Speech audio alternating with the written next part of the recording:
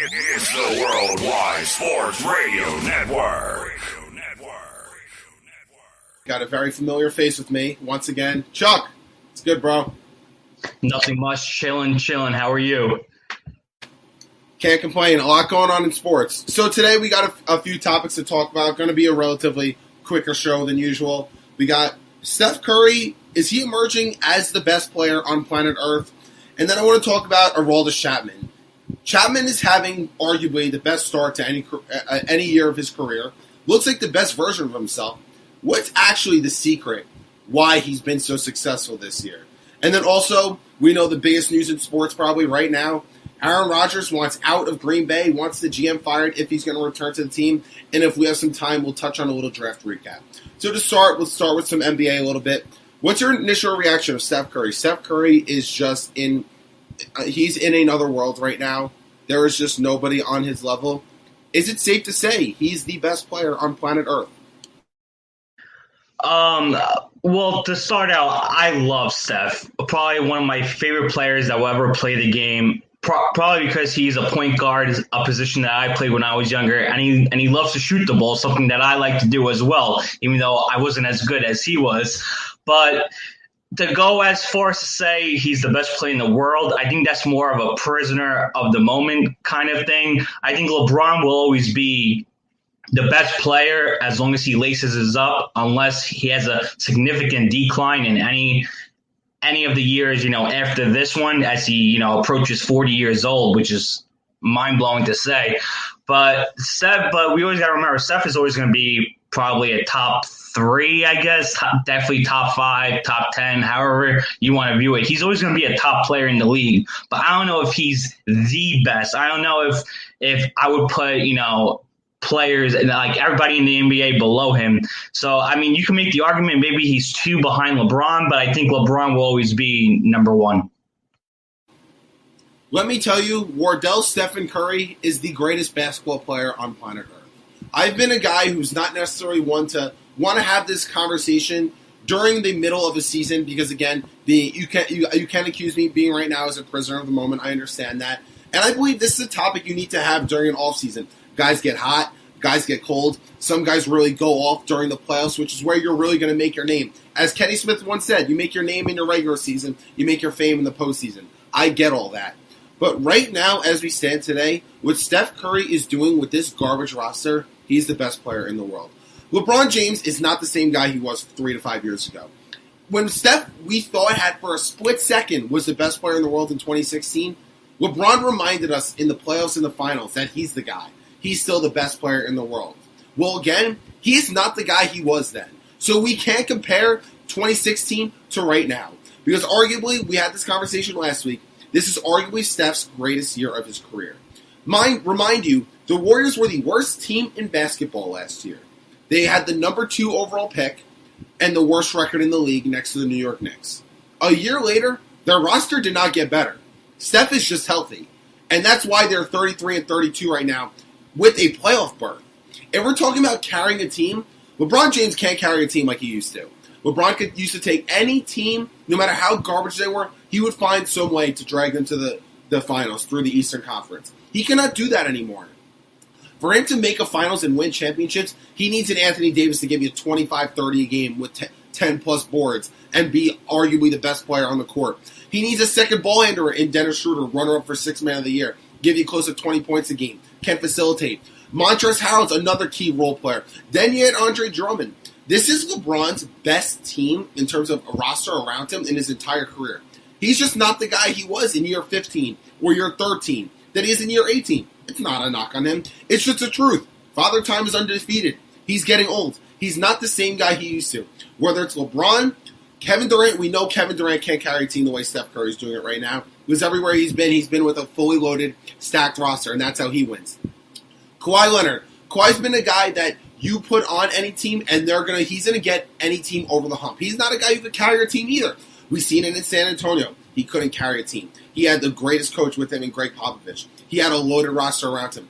Goes to Toronto. Mind you, they won 59 games before his arrival. Then he put them over the hump because he's such a significant upgrade from a DeMar DeRozan. Then they win the championship. Now at the Clippers, they had a disappointing playoff run last year. We all know the 3-1 lead. But look what they did in that offseason. He brought George Paul with him. That was the whole big thing. Oh, when he brings George Paul with him, that's supposed to do it, right? Didn't work. And then you have Lou Williams off the bench, who's one of the best six men that we've ever seen in the game. You had Montrezl Harrell last year. You have a Rough Rider and Pat Beverly. I mean, that team was so stacked top to bottom, and they fluked out. The only guy that I could say could carry a team like Steph does is nobody. It's him. Steph Curry's the best player in the world. I see your point where you come from, where he's taking like a really, bad team and they're in, a playoff berth at the moment. But if this was a full season, technically they wouldn't be, holding a playoff berth as of right now. I have to see what Steph does in the playoffs. Anybody can go on a great stretch throughout the season. We've seen it, time and time again. And then when the playoffs come, the playoffs is a whole different ball game than what the regular season is. If Steph can go into the playoffs and upset some of these top-tier teams that all have championship aspirations, and you know who the teams I'm talking about, the Lakers, the Clippers, the Nuggets, the Jazz, so on and so forth, then we can start having this discussion to the next level. But as of right now, I think we got to tone down expectations. I think you even said last week that this is not Steph's best season ever. 2015, 2016 was probably his best season ever. He's having an incredible run, don't get me wrong. But I'm still not going to hold, the prisoner of the moment, thing and, start. Now, don't get me wrong, Steph should get his flowers for the type of season he's having. But to have him as the number one player in the world, I can't give him that accolade just yet. I need to see it more in the postseason, and I need to see a decline in LeBron's game. I think if we're going to have a change of who's the best player in the world this postseason, I could be wrong. We could have a lot of different answers.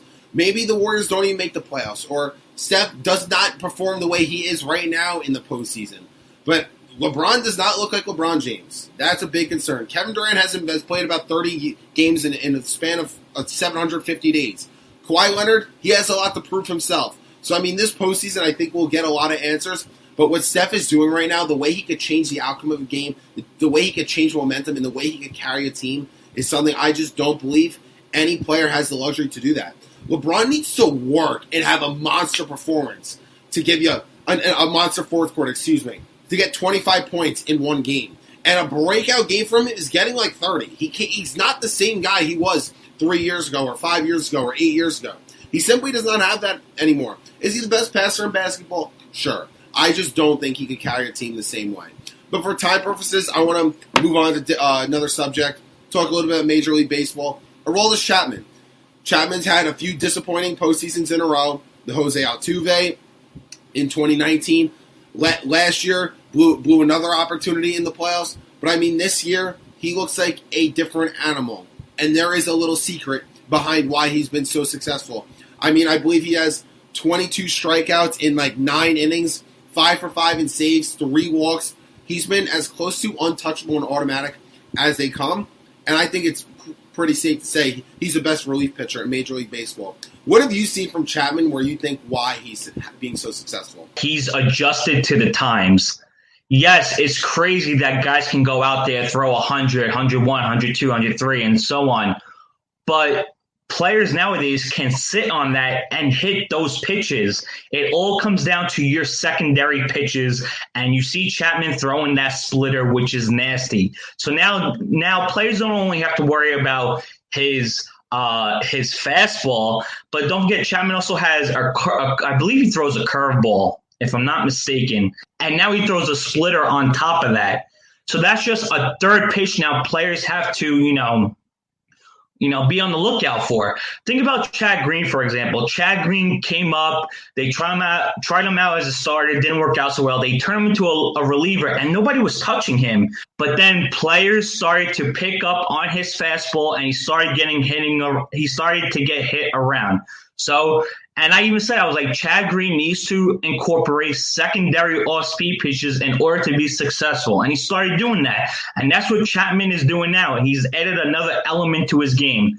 I don't want to say that Sanchez is not catching anymore, so maybe that has something to do with it. But maybe he's more comfortable throwing the off-speed pitches to Higashioka than he is to Sanchez. Maybe that, maybe it's a mentality thing. We've seen it with Cole. Cole's numbers are 10 times better when Higashioka is behind the plate than with Sanchez. So maybe that has some reasoning. But I think it's because Chapman added another off-speed pitch. There are plenty of guys, prospects even, that could throw, 100-mile-per-hour fastballs. Yeah, congratulations. But what are your off-speed pitches at? Players can hit 100. We see it every time we turn on a baseball game. How are you going to fool the hitters when they're sitting dead red on your fastball? And Chapman has adjusted, incorporated the splitter, and that's why he's looked as better than ever. That's partially where I was going. To call spade a spade, everyone knows a lefty throwing 100-plus miles an hour is going to be very difficult to hit. And that's what made Chapman who he is and why he's been so successful his entire career, right? We all understand that. The past several seasons, Chapman has had 1.5 pitches. He's had a fastball, where he can lose control of, and he had a get-me-over high school slider. That was not very effective. He tried to drop that in there when he needed a second pitch, so it's not the same thing for a hitter every single pitch. And it was not very effective, and it was not very good. Sure, it was 88, 89 miles an hour. I get that's very hard for a slider, but it was not sharp. It was very loopy. You could tell he would slow his arm down a little bit. He'd slow his delivery down a little bit. And you could tell when he was going to throw that when he needed to. And it wasn't all that effective. This year is an entirely different animal. Chapman has now 3 pitches versus 1.5. We all know how effective that 100 to 102 is. That it looks like he's throwing a little harder than he has the past few years with the Yankees, at least. He's got that. The slider is now legit. He's throwing that for a strike, throwing that with confidence, throwing that when he wants. And it's sharper, it's harder, and it's way more effective. He's throwing hitters' timers off. So right then and there, now he has 2 full pitches when he always had 1.5. And like you touched on, the splitter. Let's just talk baseball and let's talk facts. I don't care how hard you are. I don't care how hard you throw, how crafty you may think you are. If you say you have a big league curveball, no matter if it's high school, college, or Major League Baseball, minor leagues, I don't care what level it is, the changeup / splitter is the very best pitch in baseball. And it's not close. It's not up for debate. A fastball is a straight pitch. The easiest pitch for a hitter to hit is a fastball because it's on a straight line. A curveball, you could pick up the spin into that. And a lefty on a righty, you see that spin coming in towards you. I mean, I understand that some can be very good, have sharp break and have sharp spin, where you can get those swing and misses that look like a straight and go to a ball. But a changeup is a different animal. With that splitter / changeup, it's a fastball that's a good 10 miles an hour less. That last second, you cannot pick up the spin and dies away. It's so effective because you can't see it. Hitters are now guessing against Chapman, and that's why he's so great right now. That's why he's so successful. The way that pitch could dive and always having the approach 102, 102, 102, and then see 90 with the same type of spin, but dies at the end is virtually untouchable. And as long as Chapman keeps his control the way he's been, he's going to be the best closer in the league. And I don't think we're going to see the same playoff struggles that we've had in the past couple of years. Yeah, and you made a good point. I'm happy you touched on it. Yes, he had that get me over pitch, but now he's able to locate both pitches for strikes. I think the troubles that we even saw with the playoffs was that he wasn't able to locate it. So when batters would lay off of it, it would be a ball. But now that he's able to locate it in the strike zone, if batters lay off of it, it's a strike. So I think that's helping him with the strikeouts because it's setting him up, to throw 102 by the batter because now they're guessing. And if they guess wrong, it might be called a strike. So that's just another element. I think controlling command is another key that he's really worked on, and he's not all over the place. I think this is the best we've seen him locate his pitches then throughout his entire tenure with the Yankees. I mean, maybe in the very beginning, but he's been phenomenal so far. And I know it's only a month into the season. I think he's only had like 10 appearances, but he's been locating with ease, and I think that's been a big key as well. Yeah, you could sit up there like the guy on the Cardinals the other day. He threw 100 and hit Harper right in the face, and then on the very next pitch, he hit Didi in the ribs. That's because he couldn't locate. When you could locate and have the stuff that Chapman has, that's why he's striking out almost every batter he faces because of that combination. Once you could locate and you have multiple pitches and you're throwing that hard from the left side, that's pretty much what's going to make you untouchable. But to switch topics here, I want to get into NFL now. Aaron Rodgers, the biggest news in sports right now. He wants out of Green Bay or he wants his GM fired. What's your initial takeaway? You're muted. This was a long time coming and not a matter of if it will happen, but when it will happen. And I think the time has finally come. I don't think he's going to go to San Francisco because it would be stupid of the Packers to trade him within the same conference because that's their ticket to get to the Super Bowl. You got to go through your conference. So I think Rodgers, if trade is going to go to the AFC, the Packers hold the leverage as of right now. If Rodgers wants to retire, I guess they could say go ahead because you're not going to be getting the money. They have his, their heir apparent in Jordan Love, even though Jordan Love's probably not ready, but they could use that as the leverage. It's not like, without Rodgers, they're just stranded. They're going to throw Love out there. That's their guy. We may disagree. I don't think Love is ready at all, but the Packers, and Rodgers doesn't have a no trade clause, so the Packers could pretty much do whatever the hell they want.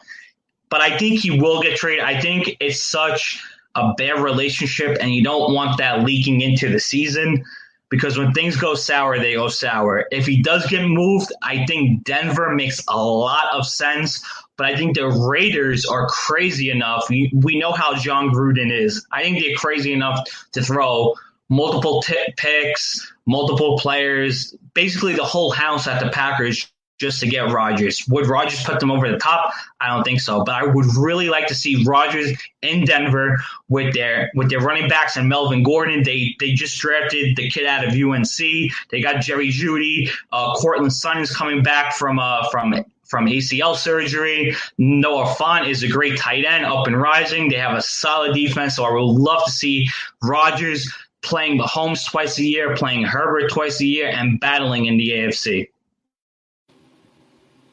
The Green Bay Packers did Aaron Rodgers wrong. That's the main problem with this and why he's ultimately, it's time for him to want to walk away. They did him wrong. I don't believe in his tenure they ever drafted an offensive player, if Jordan Love doesn't count because that's a quarterback, drafted a player in the first round. I believe in his entire career he threw one touchdown pass to a first-round pick, and that was a washed-up Jimmy Graham. I mean, right then and there, that's red flags all over the place. I mean, they've always had disasters. A quarterback of Aaron Rodgers' caliber, that team should be winning multiple championships. They should, like, Rodgers should probably have 3 to 4 rings by now with, 7 appearances at least. He's that type of talent. He's arguably the most talented quarterback in the history of football. That's the way people compare him to. And the fact that they're sitting on one championship eons ago in 2010, if people even remember that, that's not acceptable. But the fact that they've had close to 30 years of Brett Favre and Aaron Rodgers at under center with 2 total championships, it's not good enough. That's a failure on the organization. And it's not a great look for now. Now this is the second quarterback in a span of 2 months who wants out of their teams. Two top 5 quarterbacks, superstar quarterbacks. Deshaun Watson wanting out. Now you want Aaron Rodgers out. That's 2 of the top 5 greatest quarterbacks on planet Earth wanting out. It's showing that we have a lot of quarterbacks now who are using their power, their player power, to really, I guess, want to get moved. If they want to get moved, it's like, all right, I want out, and then they have to do it, right? So the thing with this is, I guess it's time for him to go. It's not a great look on his legacy, quote unquote, but he's not been as successful. I think retiring would be a shame on football. I think if Aaron Rodgers decided to retire, I think that would generally be a shame on football. Being the reigning MVP, people were trying to call him the best quarterback in the game as of this past season, and then retire on that? Come on, man. I still don't think Rodgers should retire, but him wanting out to be with a better organization who's going to treat him right, I have to respect it. I can't knock him for it. I can't fault him for it, but he's got to do what he's got to do. And teams who are going to look to acquire him, is going to be a team that is in a win-now situation. It's we acquire Aaron Rodgers, we can win a Super Bowl. Like you said, getting straight to the NFC is probably not in the best interest for the Green Bay Packers, even though I think the Packers should just rebuild, should start from scratch. If Rodgers is not on that team, you got to tear it down. If you trade Rodgers, you might as well honestly trade Devontae Adams. As ludicrous as that may sound. Trade every top player you have on that team and start from scratch. Because there's no reason to pay any of these top players when this is a perfect opportunity. If Jordan Love's your guy, if that's what they've told me, if Jordan Love is that guy that you traded up in the draft, while Rodgers is still in the peak of his powers to draft in the first round, then you should have no problem tearing it down, rebuild back from the draft. Get rid of everybody, clear the house, start with him. If that's the way you believe. But if you are trying to make the belief that you could get rid of Rodgers, keep Love, and you're still going to be in a win-now situation, or try to win now, I think that's utterly ridiculous. But yeah, in terms of what team he's going to go to, I heard rumors about the Broncos. I could see John Gruden trying to pull something together. Hopefully not the Patriots, even though they drafted Mac Jones. Don't want to take any risks now. But that's going to be really interesting to see where he ends up. But if I had to ask you right now, will Aaron Rodgers be a Green Bay Packer in September? I think yes. I think they're going to do everything in their power to make him happy. When you look at it, quarterbacks hold all the power in the NFL. Right, and I think what frustrated Watson and Rodgers was that they weren't getting a say in the team. Quarterbacks want to win. You know what I mean?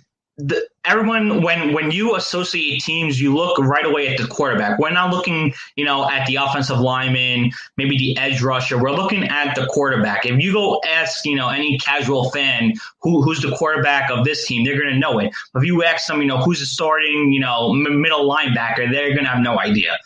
So we see with the other top guys, Mahomes. You don't think Mahomes has a say in what the Chiefs do personnel-wise? Tom Brady, Tom Brady, that's not even a question. Russell Wilson was even upset because the Seahawks offensive line was terrible. You and I could have started on their offensive line. That's how bad it was. And because he kept getting sacked, I think he was like one of the most, hit quarterbacks last year.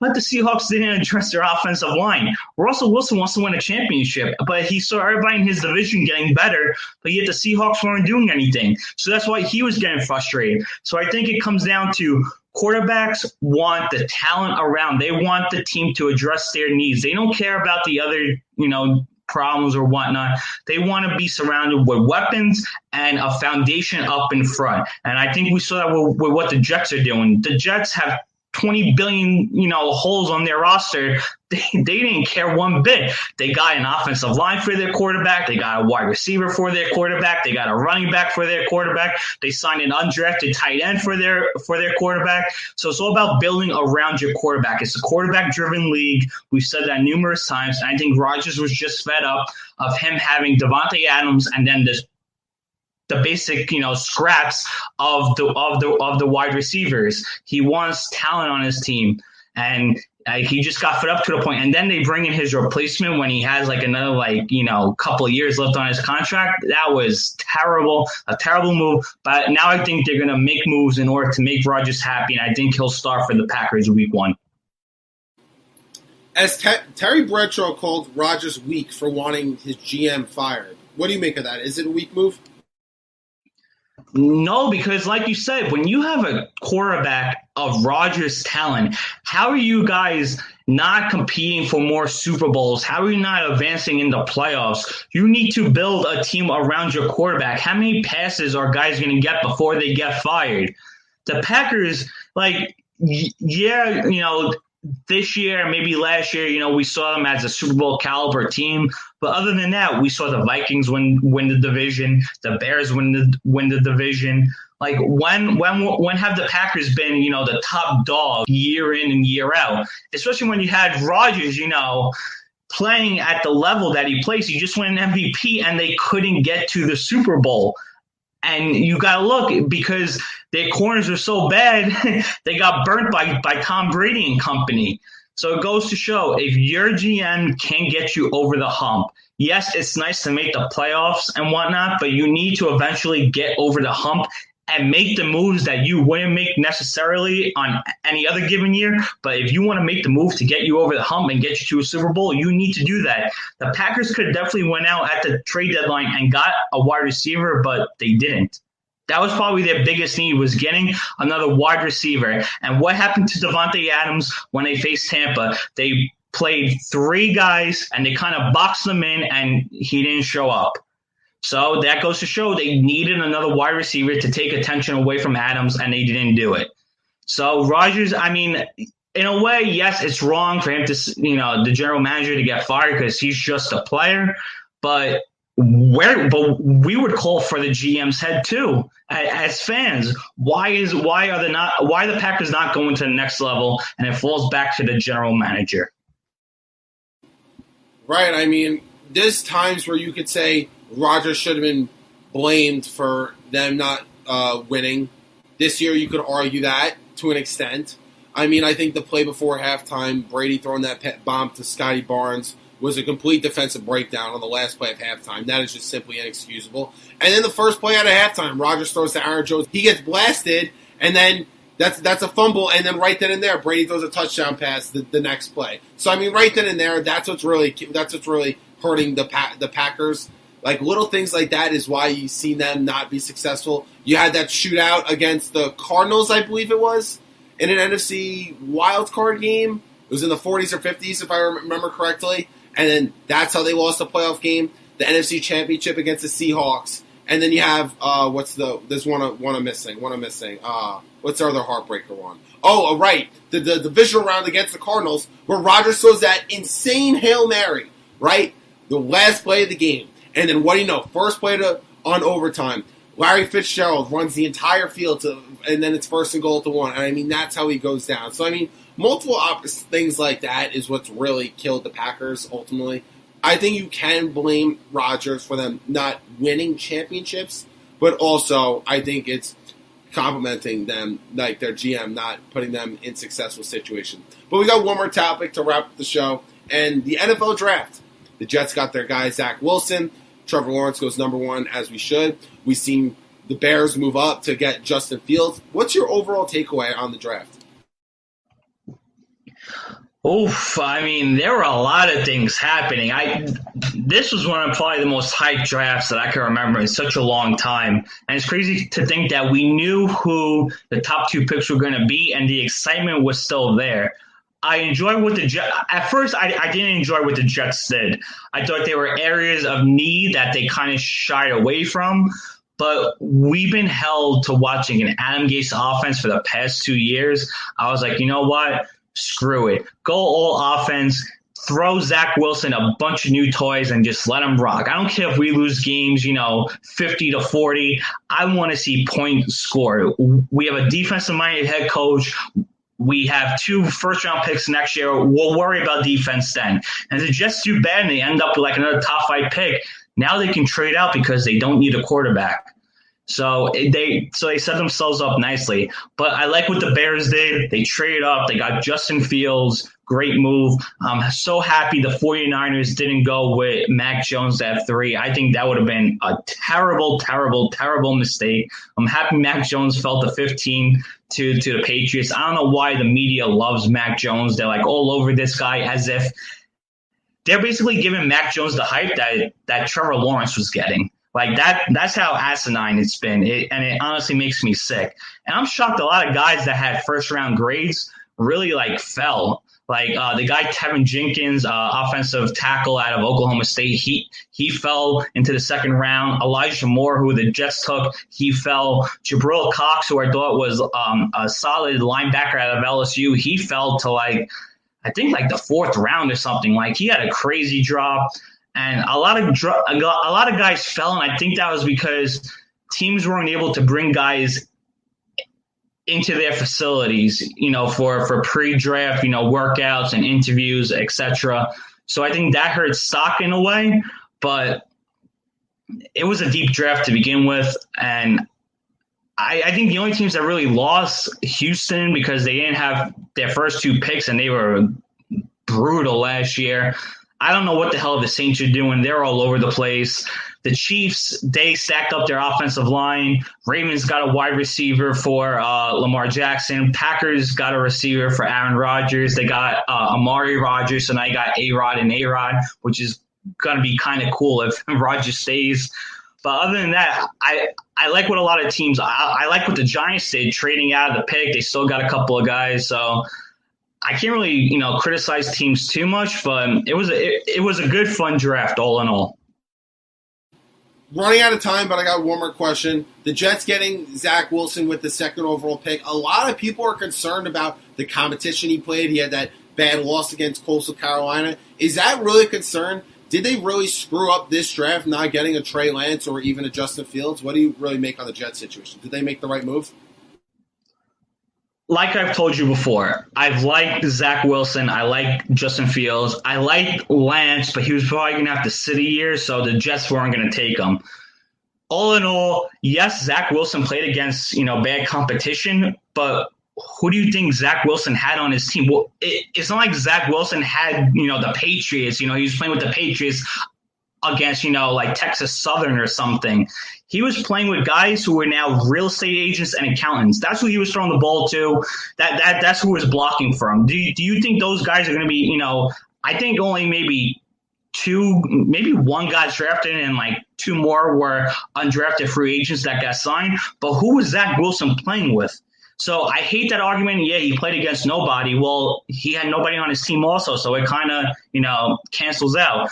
And I know Zach Wilson was bad the year before, but that's because he was coming off labrum surgery. So if the medicals check out, I'm not a doctor. If I was, I wouldn't be here talking to you right now. But if his medicals check out and everything, I don't see why he's not in position to succeed with the Jets. He played a West Coast offense at BYU, and that's what the Jets are going to have with LaFleur as not head coach, as offensive coordinator. So he's been in the system already. He's been exposed to it. So they got it, like I said earlier, they got an offensive tackle for him. They got a new wide receiver for him. They got a new running back for him. There's no reason why he hasn't been put into position to succeed. Unlike Sam, where when Sam got drafted, the Jets' next pick was a Division II nose tackle. Like that just goes to show the difference of talent surrounding this kid. So, I mean, yeah, Zach Wilson's going to be compared to Lance and Fields because that's the way that the draft works. But I think Wilson has been put into place to succeed as of today. All righty, Chuck, as always, thanks for tuning in. Thanks for joining me. Always a pleasure talking sports with you. I appreciate you got everyone who tuned in. But as always, thank you for watching my content. And if you haven't already, make sure you check me out on Instagram and YouTube at the Falco Takeaway. Chuck, again, thanks for coming on. Thank you, sir. It's the Worldwide Sports Radio Network.